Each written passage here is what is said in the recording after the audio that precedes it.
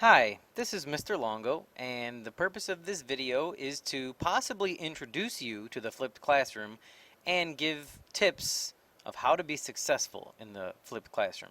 If you are not aware of what the flipped classroom is, basically we take a traditional classroom and we flip it.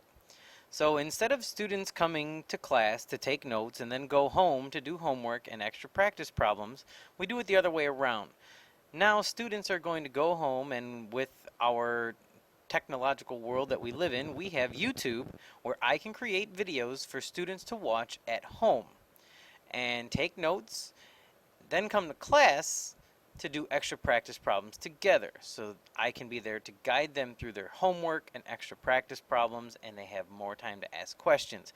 So it's a little bit different. It does take a little bit of getting used to, but there are a lot of benefits to the flipped classroom. So we'll start a little bit with talking about pros and cons of the flipped classroom. And the pros, as you can see, the list is much longer than the cons. You have more time to ask questions in class. Now, similar, there's a con to that is students have to wait until the next day to ask a question about the notes. Now, in a traditional classroom, while the teacher is giving notes, students can raise their hand and they can ask their question right now. With the flipped classroom, they have to wait until the next day. But that's not that much different from a traditional classroom, because when students go home to work on homework, the teacher is not there for them to ask questions, so they still have to wait until the next day to ask a question about homework. In the flipped classroom, when the students are working on their extra practice problems, they'll be in the room and I'm available for them to ask questions now. So where you have to wait a day for one, you get the day for the other. So they kind of balance each other out. But you do have more time in class to work on the extra practice problems and have me available for help. You also get to work with groups and other students to help each other along the way. The flipped classroom also frees up an additional review day for quizzes and tests, because there's no lesson being taught the day before a quiz or a test. It's nothing but free time for students to ask me questions throughout the course of the period. Students can take notes at their own pace and not worry about keeping up in class, and that's why YouTube videos have a pause button.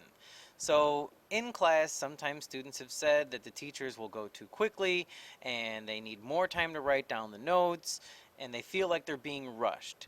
Well, with YouTube videos, all a student has to do is press the pause button so they can take their notes at their own pace. If they need to take a couple minutes of a break, if they feel like the lesson is getting too long, it lets the students work at their own pace, and that's another big benefit to the flipped classroom. Students can go back and watch a video again. So when students are working on their homework, if they forget how to do something, instead of just looking at their notes, they can go back and watch a video to find out how to do an example. And I do not take these videos down. I leave them up for the entire semester. So students, if they forget how to use a concept when they're reviewing for a quiz or a test, they can just go watch a video, including the final exam. Um, you can watch videos at home, you can watch videos on a smartphone, you can watch videos at school, in our library or a resource center, so there's flexibility in where you want to watch the video. As long as you're comfortable and ready to take notes, it's flexibility. Students can do what they want to do. Videos are going to stay online again, so students can use them for a study tool for quizzes and tests, and again also for the final exam, and again even for second semester. First semester videos will still be there, so if they forget an important concept from first semester, they can go back and watch the video. And last thing is, students keep up with the class even when they're homesick or missing a few days due to a vacation. So every year students might have to take a couple days off for certain reasons, whether it be traveling with family, whether it's a sickness.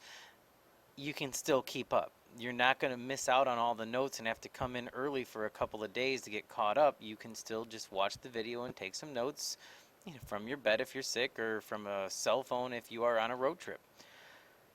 The cons, the only one that we didn't talk about is when technology fails. Well, unfortunately, that's just one of the things that does happen from time to time. However, I have noticed over the years that technology has been stronger and more reliable. But from time to time, the internet does go out. And if you are at home and your computer breaks and you're not going to have one for a couple of days, again, we do have computers in the library and the resource center for students to use here at school. So how to be successful in the flipped classroom? My tips for success are to watch every video on time and take good notes while watching. And this is why I recommend that you watch videos on a computer instead of a cell phone, because you can take better notes and you'll have a bigger screen available to you. So that's best. You can use your cell phones when necessary. You can use cell phones in the study hall or in the lunch period if you forgot to watch one the night before, or if you want to review for a quiz that's coming up. But the best place to watch your videos is on a computer so you can take better notes, have a bigger screen, and not have to worry about it. And another thing is write down your questions so you don't forget. This was one of the complaints that my students had when we were first working with the flipped classroom. Is my students would say, Mr. Longo, I had a question for you last night while I was watching the video, but I forget what it is today. Well, that's pretty simple. Just write down your question so you don't forget it. So the next day you come to class, you look for your little question marks and you write down what your question is. Mr. Longo, how did you get x equals 5? And then we can do it, and then you won't forget. And do some of the extra practice problems. In this class, my homework is not completed or checked for grade. It is for extra practice so students understand what they are doing. They get to take responsibility for what they need to do to be successful in this class. So I recommend doing some extra practice problems. Check to make sure your answers are correct. If you're doing the problems correctly, chances are you're going to be just fine on a quiz or a test. Okay, so that's just a brief introduction to what the flipped classroom is and how to be successful in it. The last thing I want to share with you is some feedback and tips from former students. Now, after I completed my first year of flipping the classroom, there were many modifications throughout the year based on what my students said.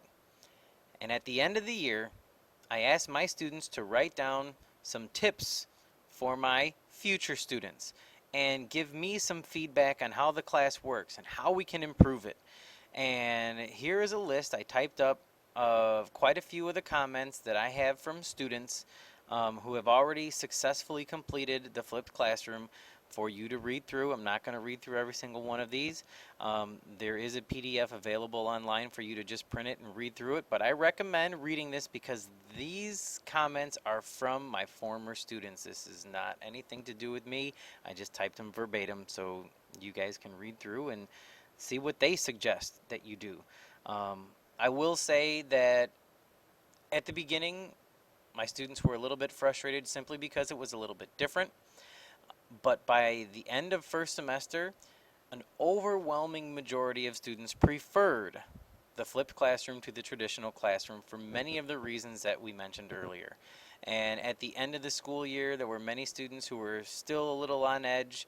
After first semester, they learned how to take notes.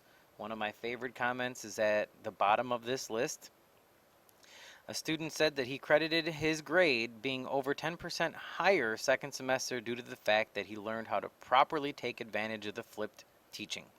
So these are all comments from my students. I recommend that you read through them just so you kind of have an idea. If you have any questions, feel free to contact me. We will be talking about this in class. But I just kind of wanted to give you a heads up of what's to come. Thank you very much for watching this video.